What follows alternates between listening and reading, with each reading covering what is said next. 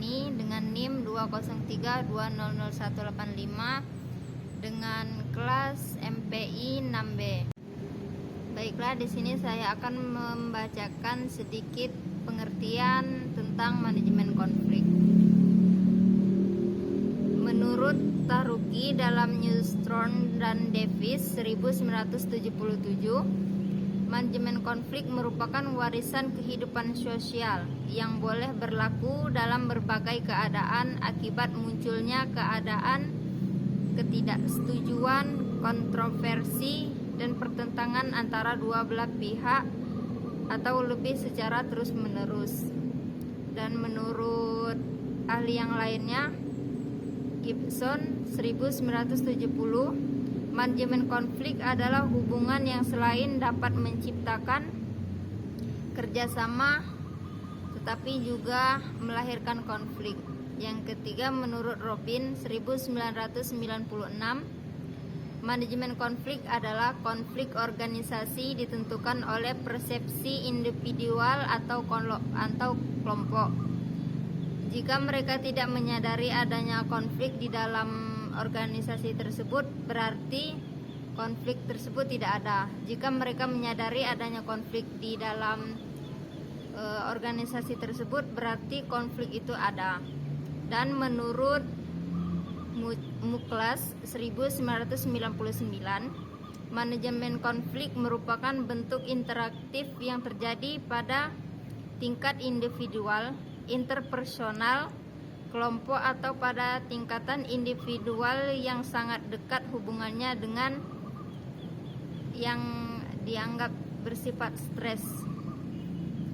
Dan yang terakhir, menurut Miner 1985, manajemen konflik adalah interaksi antara dua atau lebih pihak yang satu sama lain berhubungan saling bergantungan namun terpisahkan oleh perbedaan tujuan.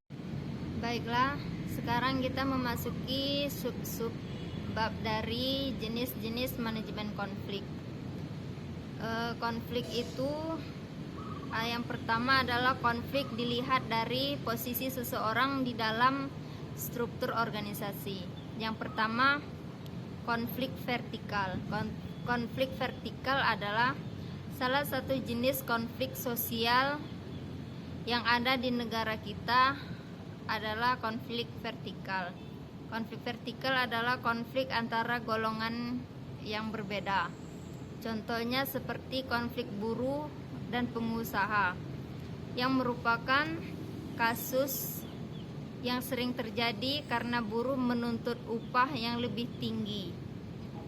Yang B, konflik horizontal. Konflik horizontal adalah konflik yang terjadi antara mereka yang memiliki kedudukan yang sama atau setingkat dalam organisasi. Contohnya adalah konflik antara supporter sepak bola, konflik antara sesama kelompok profesi seperti nelayan, tukang ojek, dan konflik tawuran antara pelajar.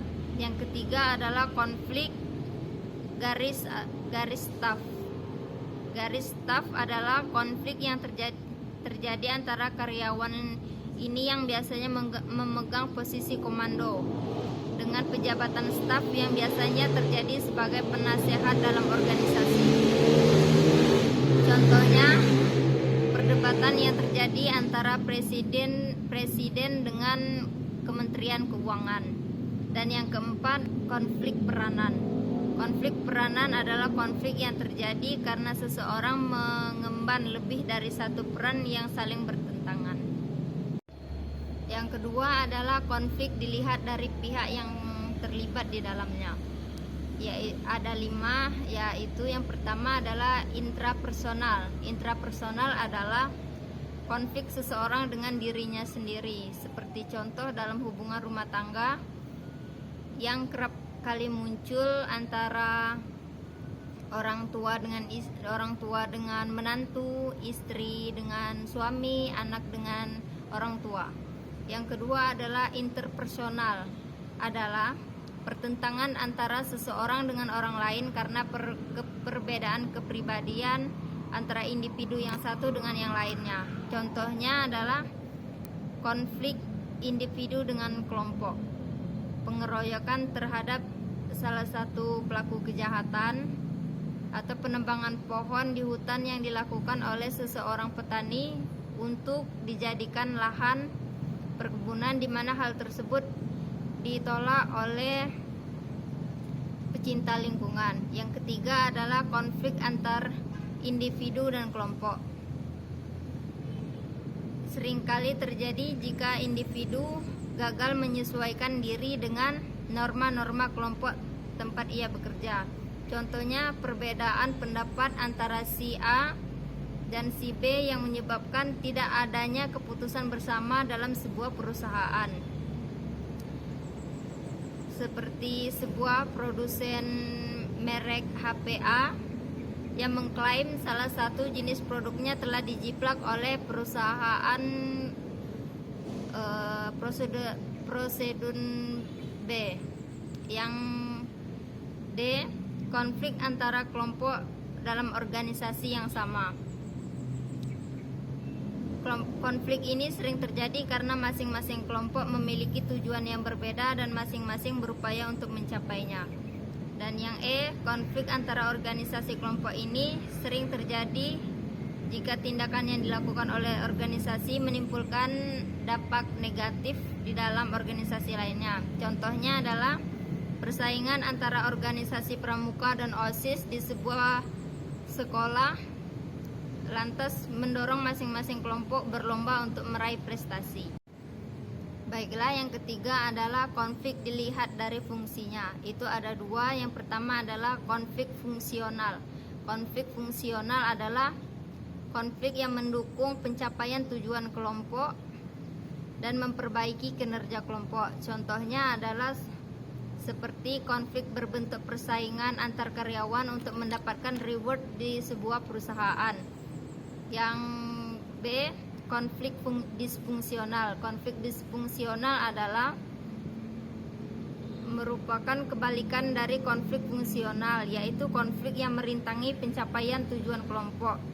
Contohnya seperti seorang pemimpin partai yang membuat janji untuk memberikan bantuan dengan jaminan nama partainya, namun setelah menjadi pemimpin melanggar perjanjian tersebut dan melemparkan kesalahannya kepada anggota partai. Baiklah, mungkin itu saja yang dapat saya sampaikan. Lebih dan kurang saya mohon maaf. Wabillahi taufiq wal hidayah. Wassalamualaikum warahmatullahi wabarakatuh.